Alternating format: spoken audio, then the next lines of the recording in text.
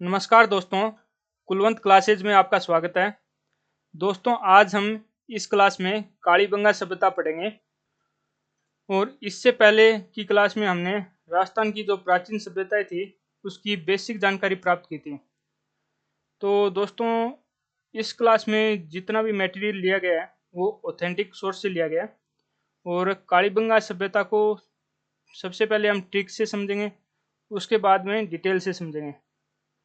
तो इस ट्रिक को समझते हैं कि जब भी कोई स्टूडेंट एग्ज़ाम देने जाता है तो उसका पहला टारगेट यही होता है कि वो ज़्यादा से ज़्यादा क्वेश्चन अटैम्प्ट करें।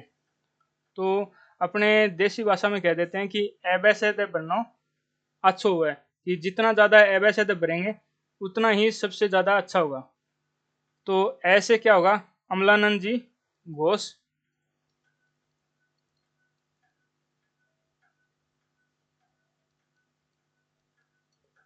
और ऐसे अंडाकार कब्रें भी होगी।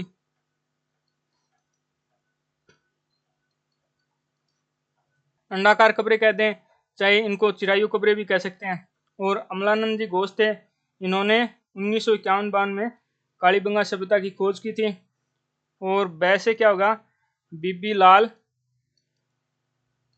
और बीके थापर,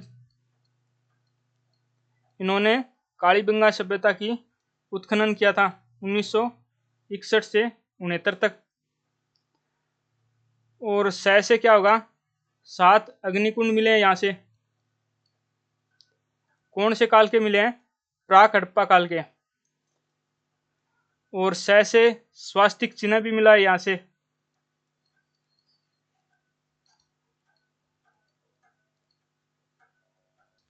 और दै से क्या होगा, दै से होगा दोहरे जुते हुए खेत मिले यहाँ से।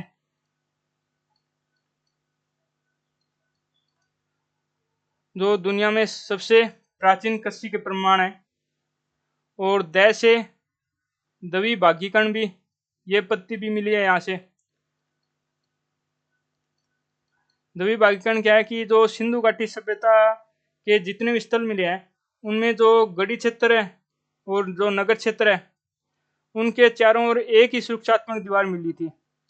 और जो कालीबंगा है वहां से क्या है कि दोनों से अलग अलग सुरक्षात्मक दीवार है दोनों के चारों ओर। तो ये कालीबंगा में दोनों क्षेत्र 2 भागों में डिवाइड है, इसलिए इस पत्ती को द्वि भागीकरण कहा जाता है। और दै से दशरथ शर्मा जी भी है, जिन्होंने क्या बताया था कि कालीबंगा सभ्यता है वो सिंधु घाटी सभ्यता की तीसरी राजधानी है।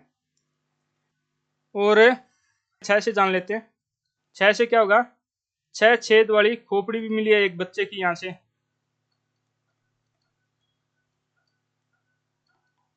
जो शल्य चिकित्सा का प्रमाण है। और ऐसे क्या होगा, हनुमानगढ़, हनुमानगढ़ जिले में स्थित है कालीबंगा सभ्यता। और है से एक हाथी दांत की कंगी भी मिली है यहाँ से। ये PYQ है, हाथी दांत की कंगी वाला। और आजकल क्या है, 5 ऑप्शन आने लग गए अब, पहले 4 आते थे। तो 5 से क्या होगा कि 5 सत्रों में खुदाई हुई यहाँ से।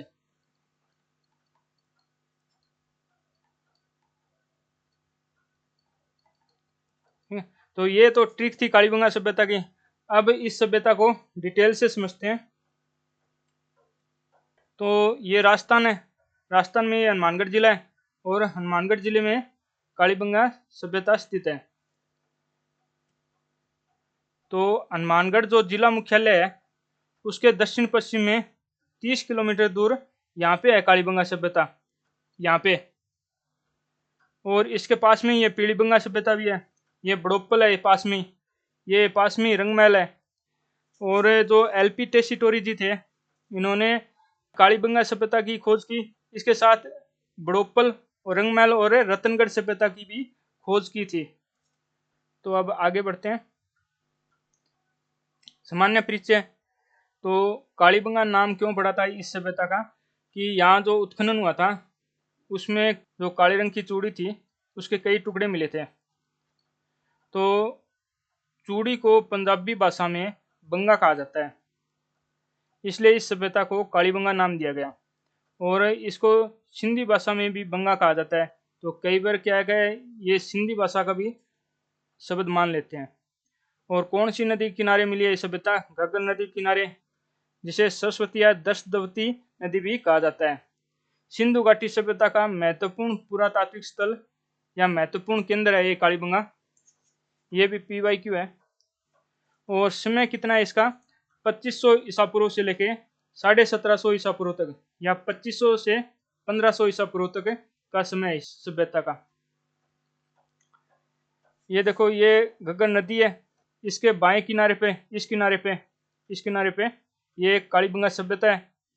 और यदि साइड पूछ ले, दिशा पूछ ले, तो दक्षिण दिशा में है ये यहाँ पे साउथ है, यहाँ पे नॉर्थ है, यहाँ पे ईस्ट है, यहाँ पे वेस्ट है। तो इसमें ये गढ़ी क्षेत्र है ये वाला, और ये लोअर क्षेत्र है, लोअर सिटी या नगर क्षेत्र कह सकते हैं इसको। और यहाँ पे ये म्यूजियम है। और इस साइड में ये हनुमानगढ़ की तरफ सड़क जा रही है ये वाली। आगे देखते हैं, ये सरस्वती नदी है, जिसको घग्गर नदी भी कहा जाता है, दशदवती नदी भी कहा जाता है। तो ये प्राचीन सरस्वती नदी का मार्ग है। और ये शिवालिक की पहाड़ियों से उद्गम हुआ था इसका, और हरियाणा से होते हुए ये राजस्थान में प्रवेश करती है। तो ये देखो, बनवाड़ी इसके किनारे हैं, ये कालीबंगा भी इसके किनारे हैं, मोहनजोदड़ो भी इसके किनारे थी, बालाकोट भी इसके किनारे पे है। और जो ये सरस्वती नदी थी, ये कच्छ के रण में जाके विलुप्त होती थी। और जो घग्गर नदी है वो पाकिस्तान में चली जाती है। और जो सरस्वती नदी थी, इसका उल्लेख ऋग्वेद में भी हुआ है, और इसको सिंधु नदी की माँ कहा जाता है। और जो अपनी वैदिक संस्कृति है, उसका जन्म इस सरस्वती नदी के किनारे पे हुआ था। आगे देखते हैं, ये पुरातात्विक स्थल है कालीबंगा का, ये म्यूजियम है, ये वो सड़क है जो हनुमानगढ़ की साइड में जा रही है, ये कालीबंगा गांव है। अब जो ओल्स्टेन थे, उन्होंने जो प्राचीन सरस्वती नदी है उसके खोज के लिए एक सर्वेक्षण कार्य किया था। और जो सर्वेक्षण कार्य किया था उसका एक लेख लिखा था, a survey work of ancient sites along the lost Saraswati river. इस लेख में इन्होंने बताया कि जो आज की घग्गर नदी है वही प्राचीन सरस्वती नदी है। और स्वतंत्र भारत का खोजा गया दूसरा पुरातात्विक स्थल कौन सा है? कालीबंगा है। पहला कौन सा है? रोपड़ है। और रोपड़ तथा लोथल के बाद तीसरा उत्खनित स्थल है कालीबंगा, मतलब उत्खनन के मामले में इसका तीसरा स्थान है। सबसे पहले किसका उत्खनन हुआ था? रोपड़ का। और उसके बाद में लोथल का।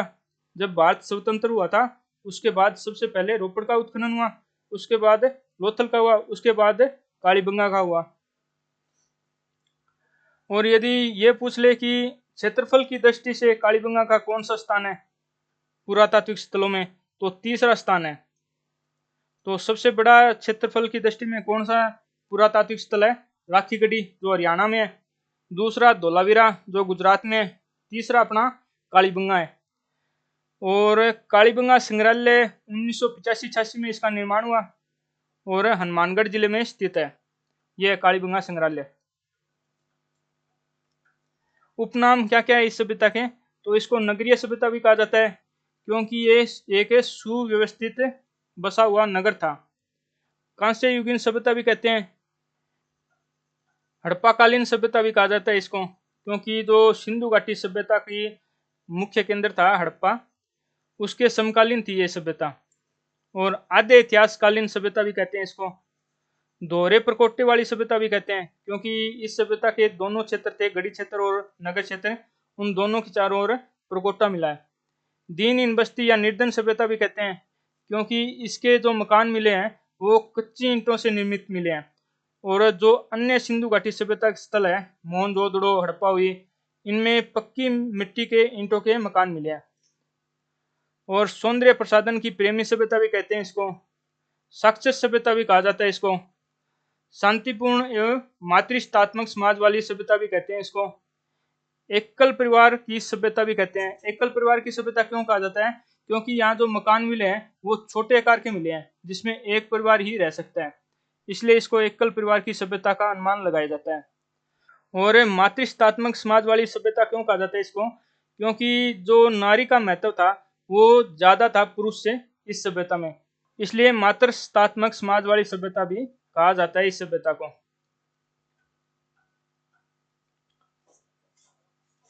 दीनहीन बस्ती या निर्धन सभ्यता, कालीबंगा सभ्यता को किसने कहा था? एस.डी. सांकलिया ने।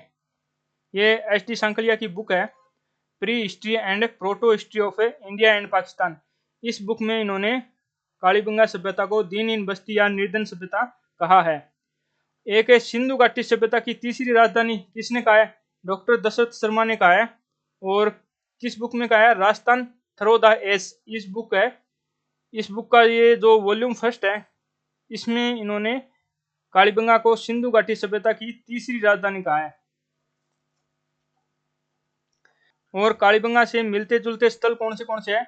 तो एक तो है कोट दीजी जो पाकिस्तान में है, एक जो बीकानेर का गांव है सोंथी, तो वहां से भी अमलानंद जी घोष को एक सभ्यता मिली है, तो वहां से भी जो अवशेष मिले हैं वो कालीबंगा से मिलते जुलते हैं, तो सोंथी भी कालीबंगा से मिलते जुलते स्थल है।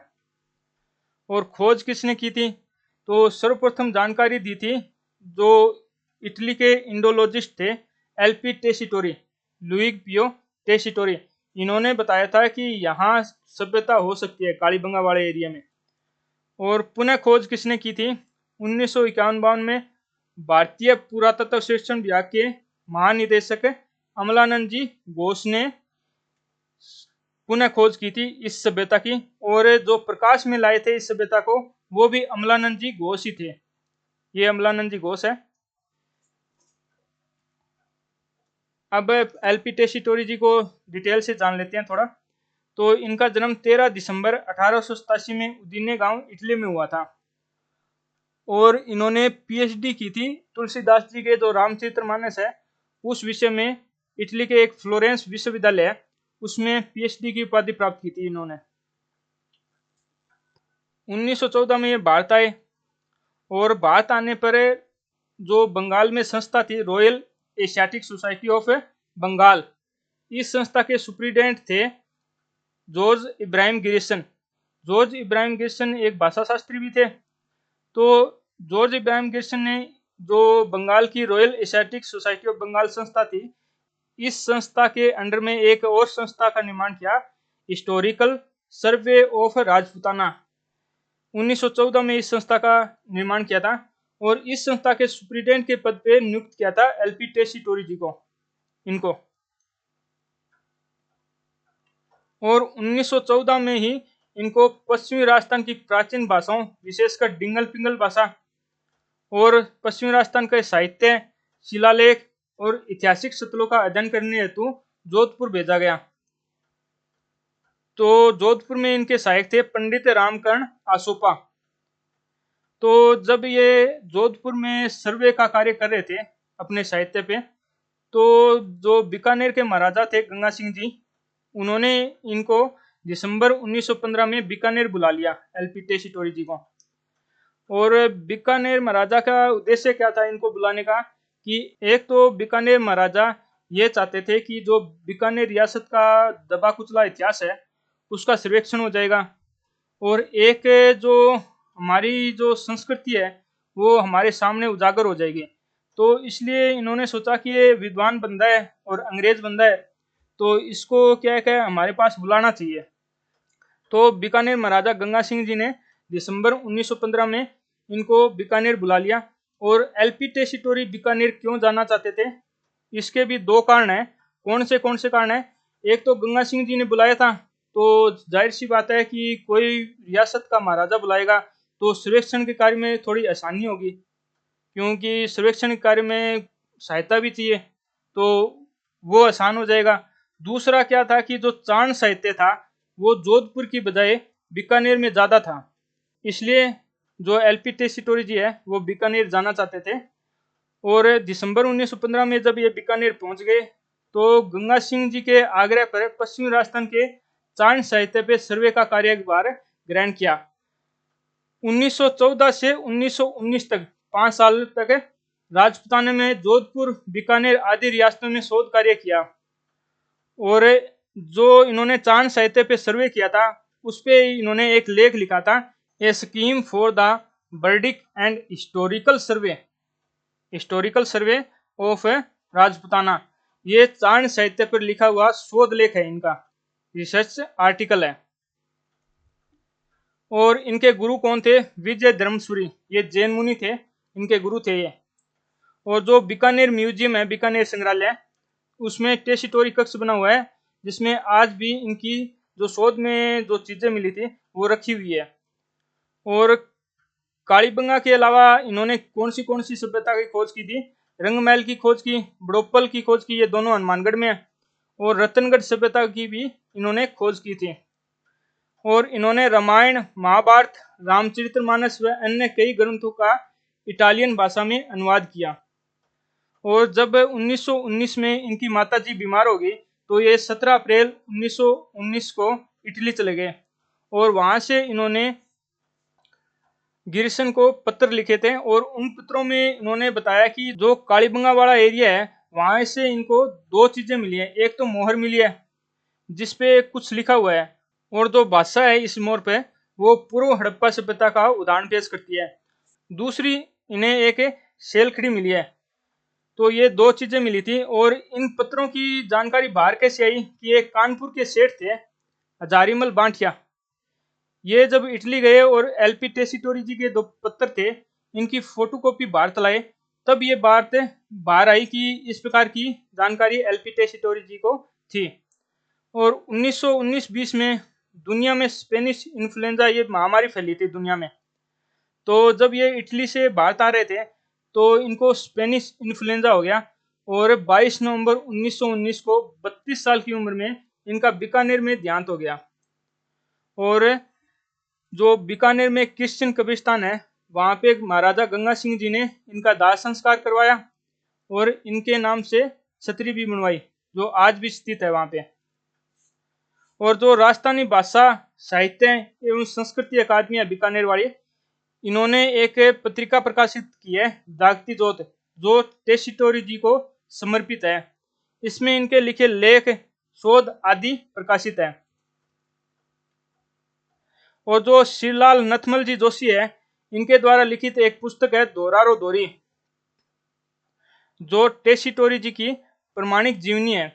ये दोरारो दोरी पुस्तक, ये बीबी जी लाल और बीके थापर। सोंथी सभ्यता, ये बीकानेर का गांव है सोंथी। इसमें 1953 में अमलानंद जी घोष ने सोंथी सभ्यता की खोज की थी। और अमलानंद जी घोष ने बताया था कि जो कालीबंगा सभ्यता है, उसका विकास सोंथी सभ्यता से हुआ है। या यूं कह सकते हैं कि कालीबंगा के जो बड़े बुजुर्ग हैं, वो सोंथी गांव से आए थे सबसे पहले। तो सोंथी को अमलानंद जी घोष ने कालीबंगा प्रथम कहा था। और जो कालीबंगा सभ्यता है, उसमें अमलानंद जी घोष को 2 प्रकार के चरण मिले थे। एक तो प्राक हड़प्पाकालीन वस्तुएं मिली थी, और एक हड़प्पाकालीन वस्तुएं मिली थी। तो जो प्राक हड़प्पाकालीन वस्तुएं मिली थी, उस चरण को अमलानंद जी घोष ने कालीबंगा फर्स्ट नाम दिया था। और जो हड़प्पाकालीन अवशेष मिले थे, उसको कालीबंगा सेकंड नाम दिया था। तो जो सोंथी से अवशेष मिले हैं, वो कालीबंगा फर्स्ट से जो अवशेष मिले हैं वो सेम है, मतलब एक समान है, समकालीन है। इसलिए सोंथी को कालीबंगा फर्स्ट नाम दिया गया। और उत्खनन किसने किया था इस सभ्यता का, इसको पढ़ते हैं। भारतीय पुरातत्व सर्वेक्षण विभाग की स्थापना 1861 में अलेक्जेंडर कनिंघम द्वारा की गई। राजस्थान में पुरातात्विक सर्वेक्षण कार्य सबसे पहले 1871 में हुआ। और करवाया किसने था? एसीएल कार्लाइल ने, इन्होंने करवाया था। और इन्होंने दौसा क्षेत्र से महापाषाण कब्र की खोज की। और कालीबंगा का उत्खनन किस वर्ष हुआ था? तो 1961 से लेके 1969 तक कालीबंगा का उत्खनन हुआ था। और करवाया किसने था? भारतीय पुरातत्व सर्वेक्षण विभाग नई दिल्ली द्वारा करवाया गया, और बीबी लाल और बीके थापर के नेतृत्व में। अन्य सहयोगी उत्खननकर्ता कौन से थे? तो एमडी खरे, केएम श्रीवास्तव और एसपी जैन, ये भी साथ में थे। और जो पुरातत्वविद हैं KN पुरी, वो कालीबंगा के उत्खनन से संबंधित नहीं है। ये PYQ था, इसलिए मैंने नोट्स में ले लिया। अब ये चार्ट देखते हैं कालीबंगा का। तो कालीबंगा से हमें दो प्रकार की संस्कृति मिली है, एक तो प्राक हड़प्पा संस्कृति, एक हड़प्पा संस्कृति। जो प्राक हड़प्पा संस्कृति है उसको अमलानंद जी घोष ने कालीबंगा फर्स्ट कहा था और हड़प्पा संस्कृति को कालीबंगा सेकंड कहा। और जो प्राक हड़प्पा संस्कृति है इसका समय था लगभग 2500 ईसा पूर्व के लगभग। और इसके अवशेष कौन से टीले से मिले हैं? छोटे टीले से मिले हैं, जो गढ़ी क्षेत्र था उससे मिले हैं। और उसमें सोंती शैली के मर्दबांड मिले हैं, मिट्टी के बर्तन मिले हैं। और इसके बाद क्या हुआ कि ये सभ्यता के लोग, जो इस सभ्यता के जो लोग थे वो यहाँ से प्रस्थान कर गए। और उसके काफी समय बाद क्या हुआ कि जो हड़प्पा सभ्यता के लोग थे वो यहाँ आके बस गए। और हड़प्पा सभ्यता के जो लोग थे उनके अवशेष दोनों टीलों से मिले हैं, एक तो गढ़ी क्षेत्र से मिला है और एक उसके पूर्वी भाग में जो नगर क्षेत्र था उससे भी इसके अवशेष मिले हैं। तो इसमें हड़प्पा युगीन सामग्री मिली है इस संस्कृति से। और दो टीलों की खुदाई 5 सत्रों में हुई है। और जो खुदाई हुई है उसमें क्या मिला है कि घग्गर नदी के दक्षिण में आद्य ऐतिहासिक काल का एक प्राचीन नगर मिला था। तो जो पहले दो स्तर की खुदाई हुई थी वो पश्चिमी टीले से हुई थी, तो जो कि छोटा है और ऊंचा टीला है। और इसमें हड़प्पा सभ्यता से भी पुराने अवशेष मिले हैं, जिसे प्राक हड़प्पा संस्कृति या प्री हड़प्पा कल्चर कहा गया। और पश्चिमी टीले को गढ़ी क्षेत्र भी कहते हैं। तीसरे, चौथे और पांचवें स्तर में क्या हुआ कि जो पूर्वी और पश्चिमी दोनों टीले हैं उनसे अवशेष मिले हैं, और जिसकी सामग्री हड़प्पा सभ्यता की सामग्री के समान और समकालीन थी। और जो पूर्वी टीला था वो क्षेत्रफल में बड़ा था और थोड़ा नीचा था, पश्चिमी टीले से थोड़ा नीचा था। और इसको नगर क्षेत्र कहते थे, और जहां साधारण बस्ती के साक्ष्य मिले हैं। और जो कालीबंगा सभ्यता है इससे एक इम्पोर्टेंट बात ये मिली है कि यहाँ से दोहरी बनावट मिली है। दोहरी बनावट कैसे मिली है कि जो गढ़ी क्षेत्र था और जो नगर क्षेत्र था इन दोनों के चारों ओर अलग अलग सुरक्षात्मक दीवारें मिली हैं, तो इसको दोहरी बनावट कहते हैं। आगे देखते हैं कि दुर्ग या केंद्रीय वन, इसकी जानकारी लेते हैं कि जो दूसरे टीले के उत्खनन में मिट्टी के बना चौरस आधार मिला है, और इस मिट्टी के चौरस आधार के चारों ओर चौड़ी दीवारें मिली हैं और खाई भी मिली है। और चौरस आधार के ऊपर बड़े बड़े कमरे मिले हैं और दलान भी मिला है। दलान किसे कहते हैं? बरामदे को कहते हैं। जो मकान में बरामदा होता है ना उसको दलान कहते हैं। और कुएं के अवशेष भी मिले हैं यहाँ से। और जो ये गढ़ी क्षेत्र था ये नगर क्षेत्र के समीप ही था, या यूं मान लें कि जो बस्ती थी उसके समीप ही था। और ये अनुमान किया गया कि जो अवशेष मिले थे उनके आधार पर अनुमान किया गया था कि ये एक दुर्ग था या दुर्गनुमा क्षेत्र था। और इसका काम क्या था कि जो आपातकाल था उसमें जो नगर की जनसंख्या होती थी वो इस दुर्ग में निवास करती थी आपातकाल में, तो नगर की सुरक्षा का एक साधन था ये। और जो सिंधु घाटी सभ्यता है उसकी क्षेत्रीय व्यवस्था का प्रमुख केंद्र था ये दुर्ग क्षेत्र था ना ये, या यूं कह ले कि ये दुर्ग क्षेत्र था, इससे ही सारे नगर का संचालन होता था, क्योंकि जो प्रमुख अधिकारी राजा वगैरह इसी दुर्ग में रहते थे। और जो कालीबंगा से दो संस्कृति मिली है उन दोनों संस्कृतियों के बीच में एक बंजर परत मिली है उत्खनन में। इस बंजर परत के मिलने के कारण यह अनुमान लगाया गया कि जो प्राक हड़प्पा संस्कृति थी लगभग 2500 ईसा पूर्व, जो ये संस्कृति थी इसके लोग यहाँ रहते थे और वो यहाँ से कहीं चले गए बाद में। और ये स्थान था कालीबंगा वाला ये काफी समय तक वीरान रहा। और इसके बाद क्या हुआ कि जो हड़प्पा संस्कृति के लोग थे वो यहाँ आए, और जो प्राक हड़प्पा संस्कृति के जो लोग थे उनके जो घरों के अवशेष थे उन अवशेषों पे उन्होंने दुर्ग क्षेत्र बनाया। जो दुर्ग था वो उनके अवशेषों पे बनाया, और इस दुर्ग के पूर्वी भाग में एक नगर का निर्माण किया इन्होंने। जो प्राक हड़प्पा के लोग थे वो इस स्थल को छोड़ के चले गए और जब हड़प्पा सभ्यता के जो लोग यहाँ पे पुनः बसे तो इनके बीच में जो लंबा अंतराल था, इसलिए इन दोनों संस्कृतियों के बीच में कोई सीधा संपर्क नहीं था। और ये पढ़ लिया हमने, कालीबंगा से दो संस्कृतियों के अवशेष प्राप्त होते हैं, प्राक हड़प्पा युगीन संस्कृति और हड़प्पा युगीन संस्कृति। अब आगे उत्खनन से मिली सामग्री देखते हैं, क्या क्या मिला है इसमें कालीबंगा सभ्यता में। तो एक समय मापक गिलास मिला है, मिट्टी के मर्दबांड भी मिले हैं इस प्रकार के बड़े बड़े यहाँ से, और पक्की मिट्टी की चूड़ियाँ मिली है यहाँ से, बाज की ये मूर्ति मिली है यहाँ से, और इसके अलावा शंख, शेलखड़ी, तांबे से निर्मित चूड़ियाँ भी मिली है यहाँ से, और पक्की मिट्टी के रिंग मिले हैं यहाँ से, और ये बाट भी मिले हैं, पत्थर के बाट मिले हैं यहाँ से, इस प्रकार के बाट मिले हैं, ये नीचे भी बाट ही है, और मिट्टी की गेंद भी मिली है यहाँ से, और पक्की मिट्टी के रिंग मिले हैं यहाँ से, टाइल्स भी मिली है जिसे खपरेल भी कहते हैं, और त्रिभुजाकार पक्की मिट्टी से निर्मित केक भी मिले हैं जो टाइल्स के रूप में उपयोग करते थे, और बिल्ली की आकृति मिली है यहाँ से, लंबा चर्ट फलक मिला है यहाँ से। चर्ट फलक किसे कहते हैं? चर्ट एक पत्थर होता है, उसके इस प्रकार के फलक मिले हैं यहाँ से, और सिलबट्टे भी मिले हैं यहाँ से, सांड की आकृति मिली है, पक्की मिट्टी के इस प्रकार के बर्तन मिले हैं जिसपे काली रंगाई की हुई है, काले रंग से इस प्रकार की, और पक्की मिट्टी के जो बर्तन मिले हैं इस पे इस प्रकार के काले रंग की से चित्रकारी भी की हुई मिलती है।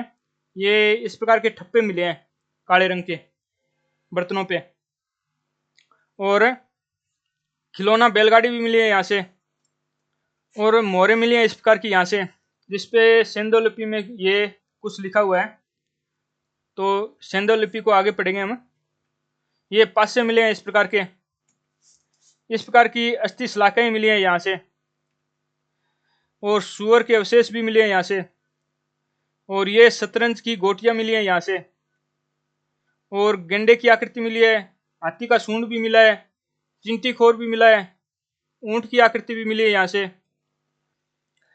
हाथी दांत की कंघी मिली है यहाँ से, और इसी के साथ कांस्य और तांबे का दर्पण मिला है यहाँ से,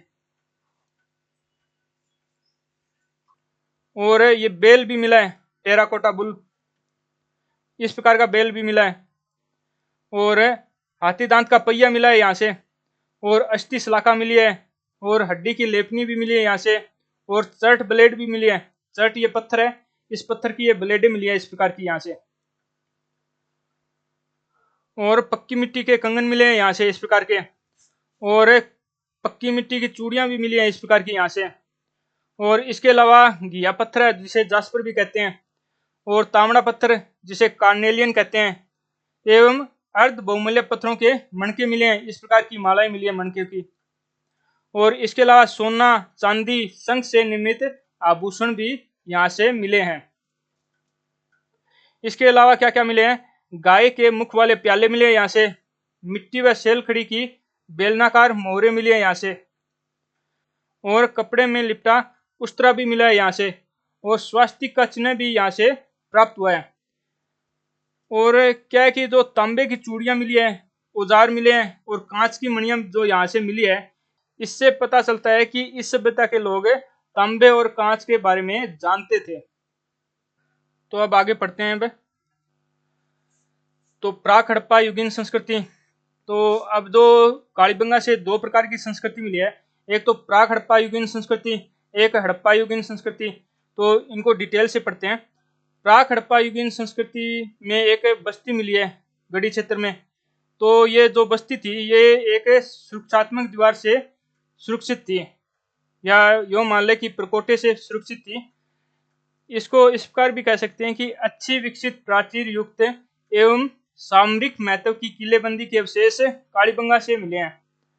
और जो ये दीवार थी ये 4.1 मीटर मोटी थी, और इसकी ईंटें थी वो 30 सेमी लंबी, 20 सेमी चौड़ी और 10 सेमी मोटी आकार की थी, और कच्ची ईंटें थी, इस प्रकार की ईंटें थी ये। और यहाँ से पक्की ईंटें भी मिली हैं इस प्रकार की। और मिट्टी की ईंटों को धूप में पकाकर प्रयोग किया जाता था। पक्की ईंटें केवल नालियों, स्नानागार एवं कुएं आदि के निर्माण के लिए उपयोग होती थी। कच्ची ईंटों को मिट्टी से जोड़ा जाता था। पत्थर के अभाव के कारण दीवारें कच्ची ईंटों से बनती थी, क्योंकि यहाँ पत्थर का अभाव था इस एरिया में, हनुमानगढ़ वाले एरिया में, इसलिए जो दीवारें थी वो कच्ची ईंटों से बनाई जाती थी।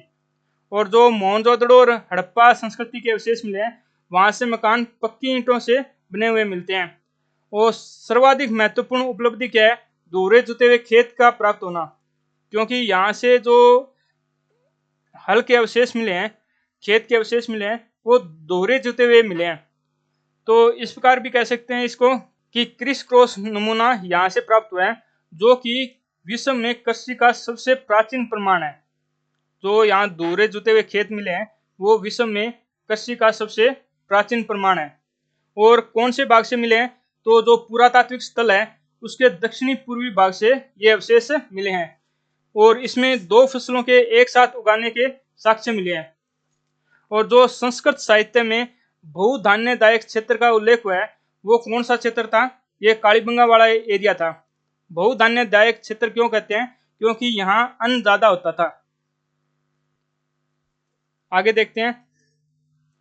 तो हड़प्पा युगीन संस्कृति दोनों टीलों से मिली है, और दोनों टीलों को कच्ची ईंटों से बनी अलग अलग सुरक्षात्मक दीवार द्वारा रक्षित किया गया है। जो ये दीवार थी, सुरक्षात्मक दीवार, ये 9 मीटर तक मोटी थी। और जो द्विभागीकरण की पत्ती मिली है कालीबंगा सभ्यता से, क्योंकि जो गढ़ी क्षेत्र था और नगर क्षेत्र था वो अलग अलग दीवारों से सुरक्षित था।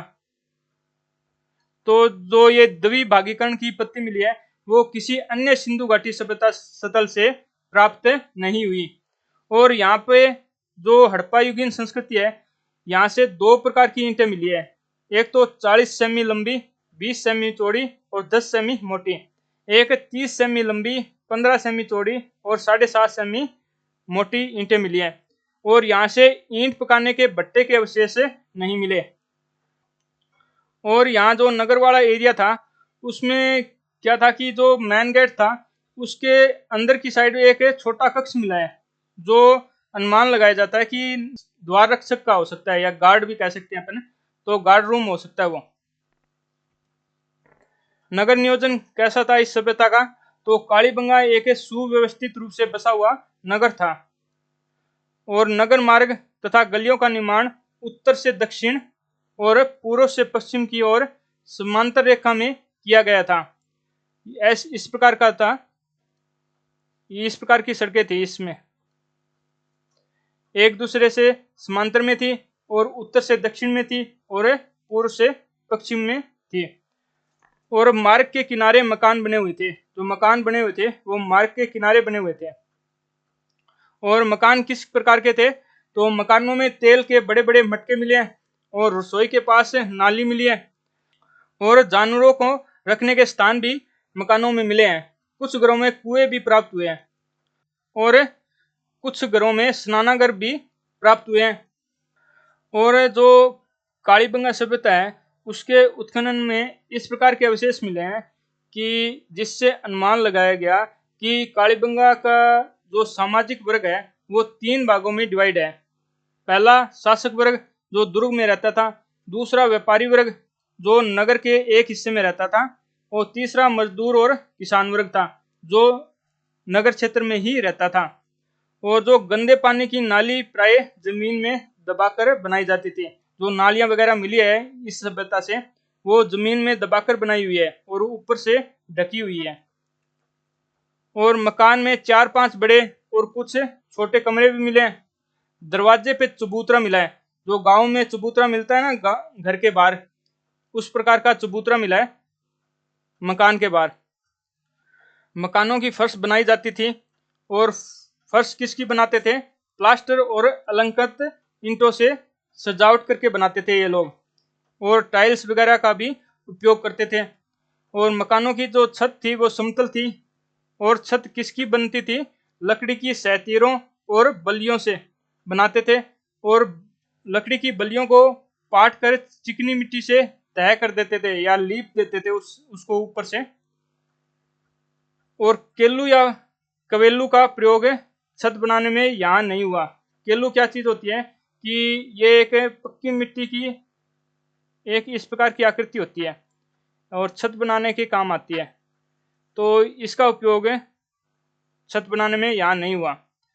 छत पर पहुंचने के लिए सीढ़ियां थी इस सभ्यता में।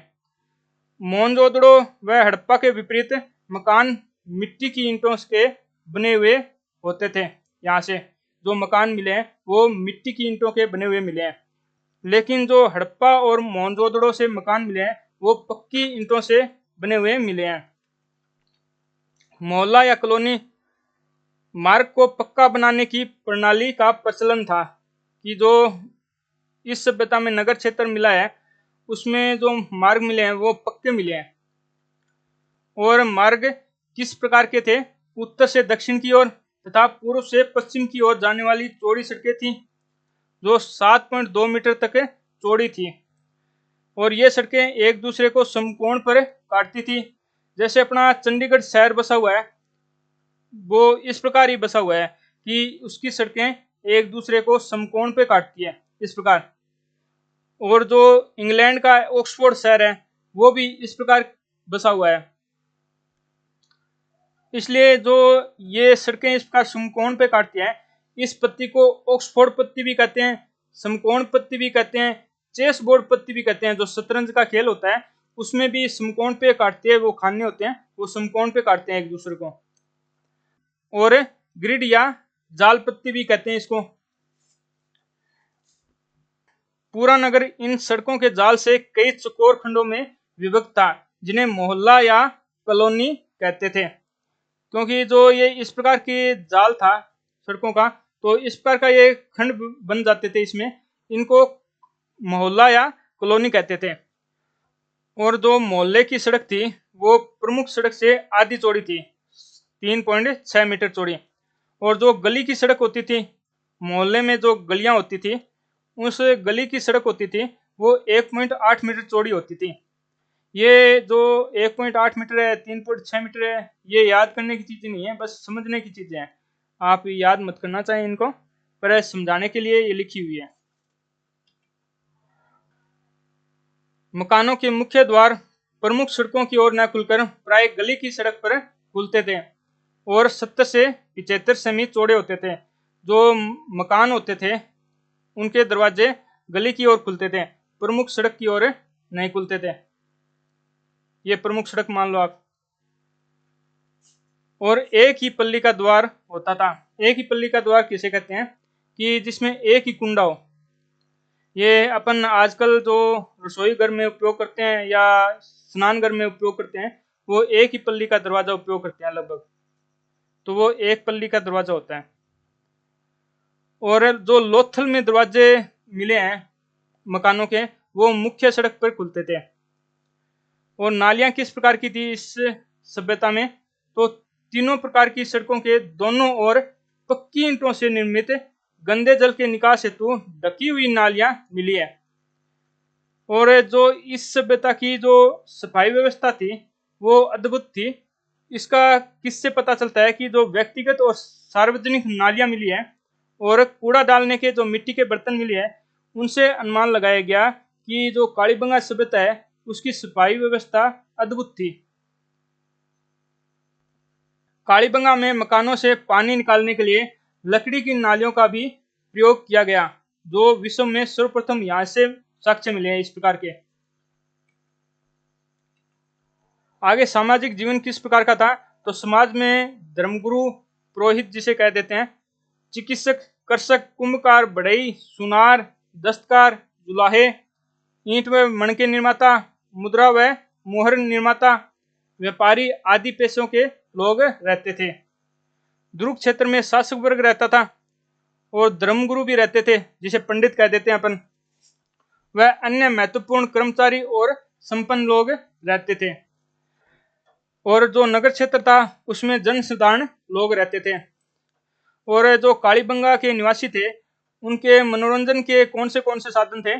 तो एक तो खिलौने थे, एक पासे जिसे डाइस भी कह देते हैं, ये गलत लिखा गया, एक मछली के कांटे ये भी मिले। तो ये मनोरंजन के साधन थे इन लोगों के। और कालीबंगा सभ्यता से दोनों प्रकार की भोज्य सामग्री के अवशेष मिले हैं, शाकाहारी और मांसाहारी दोनों प्रकार का। मांसाहारी लोग भेड़, बकरी, सुअर, मछली, कछुआ, मृग आदि के मांस का प्रयोग करते थे। और यहाँ से एक बच्चे की खोपड़ी में 6 छिद्र मिले हैं, जिससे मस्तिष्क शोथ बीमारी के इलाज का प्रमाण मिला है। यहाँ से धार्मिक जीवन एवं स्वादान पत्ति किस प्रकार की थी यहाँ पे, तो जो पुरोहित या धर्मगुरु थे वो धार्मिक क्रिया करता और करवाता था। और धार्मिक जीवन का पता किन किन चीजों से मिलता है, तो मूर्तियों से मिलता है, एक मुद्राओं से मिलता है, एक मोहर से मिलता है, और मर्दबांड से भी मिलते हैं, और पत्थर की विशेष आकार की कलाकृतियां एवं स्वादान से इस सभ्यता के धार्मिक जीवन का पता चलता है। और कालीबंगा से मिले कब्रिस्तान से यहाँ के निवासियों की स्वादान पद्धतियों की जानकारी मिलती है कि ये दाह संस्कार किस प्रकार करते थे। और यहाँ से इस प्रकार की चिरायु कब्रें मिली है, अंडाकार कब्रें, और ये जो अवशेष है ये 7 फुट लंबा है। मृतक के प्रति श्रद्धा तथा धार्मिक भावनाओं को व्यक्त करने वाली 3 समाधियां मिली है यहाँ से। और यहाँ से चिरायु या अंडाकार कब्रें मिली हैं, जिनमें शव का सिर उत्तर में और पैर दक्षिण में मिले। दुर्ग क्षेत्र में मिले कच्ची ईंटों से निर्मित एक चबूतरे पर प्राक हड़प्पाकालीन 7 आयताकार अग्निवेदिकाएं या हवन कुंड प्राप्त हुए हैं। और इन अग्निवेदिकाओं के पास में एक कुआं भी मिला है। और इससे अनुमान लगाया जाता है कि ये किसी न किसी प्रकार के धार्मिक अनुष्ठान का अंग था। और इस प्रकार की अग्निवेदिकाएं सरस्वती नदी घाटी में और कौन से स्थानों से मिली है, तो बनवाड़ी से मिली है, एक राखीगढ़ी से मिली है जो हरियाणा में है, एक लोथल गुजरात से भी इनके साक्ष्य प्राप्त हुए हैं। और जो ये वेदिकाएं थी इसको आयताकार गड्ढा खोदकर बनाया जाता था। और इन गड्ढों से जले हुए कोयले मिले हैं और अन्न के दाने भी मिले हैं और कुछ हड्डियों के टुकड़े भी प्राप्त हुए हैं। हड्डियों के टुकड़े से संकेत मिलता है कि हवि के रूप में जो हवन सामग्री होती है उसके रूप में मांस का भी उपयोग होता था। समाज में बलि प्रथा का प्रचलन था। इससे अनुमान लगाया जाता है कि जो मांस के टुकड़े मिले, हड्डियों के टुकड़े मिले हैं, इससे अनुमान लगाया जाता है कि समाज में बलि प्रथा का प्रचलन था। विश्व में सर्वप्रथम बलि प्रथा के साक्ष्य यहीं से मिले हैं, कालीबंगा से, परंतु मंदिर के साक्ष्य यहाँ से नहीं मिले। कुएं एवं पवित्र स्नान तथा मृत्यु के पश्चात की अवधारणा किस प्रकार की थी इन लोगों की, तो घरों में अंडाकार कुएं मिले कालीबंगा से। और जो मोहनजोदड़ो सभ्यता स्थल है वहां के दुर्ग क्षेत्र से विशाल स्नानागार मिला है, जो पवित्र स्नान संबंधी अवधारणा को उजागर करता है, या यूं कह सकते हैं कि जो पवित्र स्नान संबंधी अवधारणा की ओर संकेत करता है। तो जो अंडाकार कुएं मिले हैं ये कालीबंगा सभ्यता से, उनसे अनुमान लगाया जाता है कि ये लोग पवित्र स्नान संबंधी अवधारणा को भी मानते थे। और ये लोग मृतकों के साथ खाद्य सामग्री, आभूषण, मणके, दर्पण तथा विभिन्न प्रकार के मर्दबाण भी रखते थे साथ में। तो इससे पता चलता है कि ये लोग आगे के भी जीवन को मानते थे, मतलब मृत्यु के बाद भी जीवन होता है। आर्थिक जीवन कैसा था इन लोगों का, तो पहले पशुपालन पढ़ते हैं इसमें। तो पशुपालन का ज्ञान किन किन चीजों से हुआ है, तो एक तो पशुओं की जो अस्थियां मिली है उनसे प्राप्त हुआ है, एक जो मिट्टी के बर्तन मिले हैं इन पे जो चित्रण वगैरह किया गया है उनसे पता चला है कि ये कौन से पशुओं से जानकार थे और किन पशुओं से अनजान थे।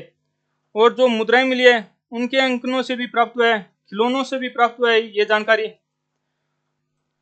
और ये लोग कौन से पशु पालते थे, भेड़, बकरी, गाय, भैंस, बैल, भैंसा, सुअर, हाथी, ऊंट आदि पशुओं का पालन करते थे ये लोग।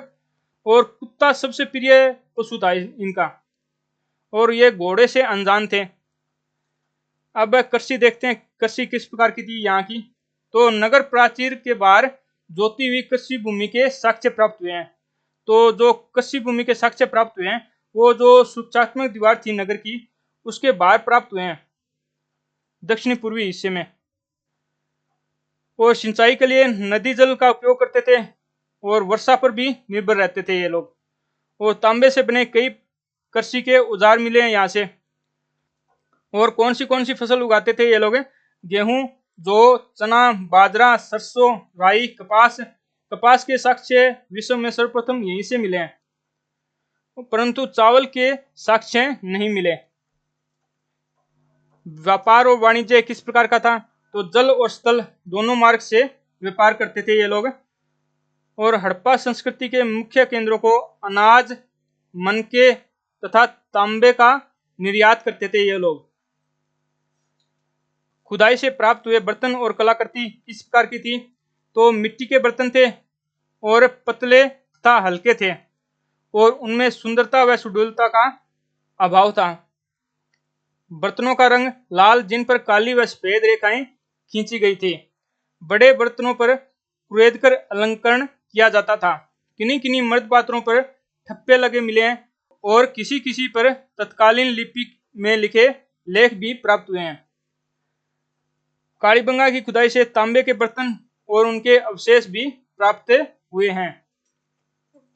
और बर्तनों में कौन से बर्तन मिले हैं यहाँ से? तो मर्तबान मिला है, एक कलश मिला है, बिक्कर मिला है, तस्तरियां मिली है, प्याले मिले हैं, टोटीदार बर्तन मिले हैं, छिद्रित भांड मिले हैं, थालियां मिली हैं, घड़े मिले हैं, प्याले मिले हैं, रकाबियां मिली है, सरावले मिले हैं, पेंदे वाले ढक्कन लगे लोटे भी मिले हैं, साधारण लोटे भी मिले हैं यहाँ से। और हाथ से निर्मित बड़े मर्दबान भी मिले हैं जो अन्न आदि संग्रह हेतु काम में लिए जाते थे। यद्यपि आर्य सभ्यता से प्राप्त बर्तनों की तुलना में अधिक सुंदर नहीं है ये बर्तन। जो कालीबंगा से जो बर्तन मिले हैं वो आर्य संस्कृति से जो बर्तन मिले हैं उनसे ज्यादा सुंदर नहीं है। कालीबंगा से प्राप्त मर्द बांडों को लाल धरातल पर काले रंगों की सुंदर ज्यामितिक डिजाइनों से सजाया गया है। ये PYQ है। और जो यहाँ से मर्द पात्र मिले हैं उस पे जो लिपि मिली है उसकी ओवरलैपिंग के कारण, मतलब एक दूसरे पर आए हुए अक्षरों के कारण यह अनुमान लगाया गया कि ये सेंधव लिपि है। क्योंकि जो सेंधव लिपि होती है वो दाएं से बाएं, बाएं से दाएं, फिर दाएं से बाएं, फिर बाएं से दाएं, इस प्रकार लिखी जाती है। इसलिए इस लिपि को श्रीपिल्लाकार लिपि या गोमूत्री लिपि या बुष्टोफेदम लिपि या भावचित्रात्मक लिपि भी कहा जाता है। और ये लिपि अभी तक पढ़ी नहीं गई। और सबसे पहले इस लिपि को पढ़ने का प्रयास किसने किया था? वेडेन महोदय ने, परंतु ये असफल रहे। और इस लिपि में 64 मूल चिन्ह और 250 से 400 चित्राक्षर है। जो चित्र के रूप में अक्षर है वो 250 से 400 है। और कहा जाता है कि एक अपनी भारत की गोंड जनजाति है, उसके मोती रावण जी कंगाली है, उन्होंने इस लिपि को पढ़ लिया। परंतु सरकारी आंकड़े हैं उनके अनुसार अभी तक ये लिपि पढ़ी नहीं गई। आगे देखते हैं शिल्पकला। तो इस सभ्यता की शिल्पकला विकसित थी। और शिल्पकला का प्रमाण किन किन चीजों से मिलता है? मोहरे, मनके, मूर्तियां तथा आभूषण से शिल्पकला का प्रमाण मिलता है। और यहाँ से जो मुद्रा प्राप्त हुई है उसके एक फलक में महिला या कुंवारी देवी का चित्र मिला है जो मातृ सत्तात्मक समाज का दर्शन कराती है। और दूसरी ओर व्याघ्र या चित्ते का चित्र मिला है। तो मुद्रा पर जो व्याघ्र का अंकन मिला है वो एकमात्र इसी स्थल से मिला है, कालीबंगा से। और ये सभ्यता प्रसाधन प्रेमी सभ्यता थी। किस प्रकार थी कि यहाँ के लोग जो थे वो सौंदर्य प्रेमी थे। वो सोना, चांदी, तांबा और अर्ध बहुमूल्य पत्थरों से बने आभूषण पहनते थे। जो औरतें होती थी वो कर्णफूल, हार, चूड़ियां, अंगूठियां, बालियां, कंगियां तथा बालों में पिनों का प्रयोग करती थी। और जो यहाँ शव मिला है उस शव के पास एक तांबे का दर्पण मिला है और उसके कान के पास एक कुंडल भी मिला है, जिससे पता चलता है कि यहाँ के लोग प्रसाधन प्रेमी थे। और सिंधु सरस्वती सभ्यता का अंत कैसे हुआ कि इसका कोई स्पष्ट प्रमाण तो है नहीं, परंतु DP अग्रवाल जी के अनुसार जब सरस्वती नदी यहाँ से विलुप्त हो गई तो इस सभ्यता का अंत हो गया। और UR कनेडी थे, इन्होंने बताया कि जो प्राकृतिक आपदाएं व महामारी के कारण हो सकता है कि इस सभ्यता का विनाश हो गया हो। और इस सभ्यता में जो मकान मिले हैं उनकी दीवारों में दरारें मिली हैं, जिससे अनुमान लगाया जाता है कि इस सभ्यता का नाश भूकंप से हो सकता है।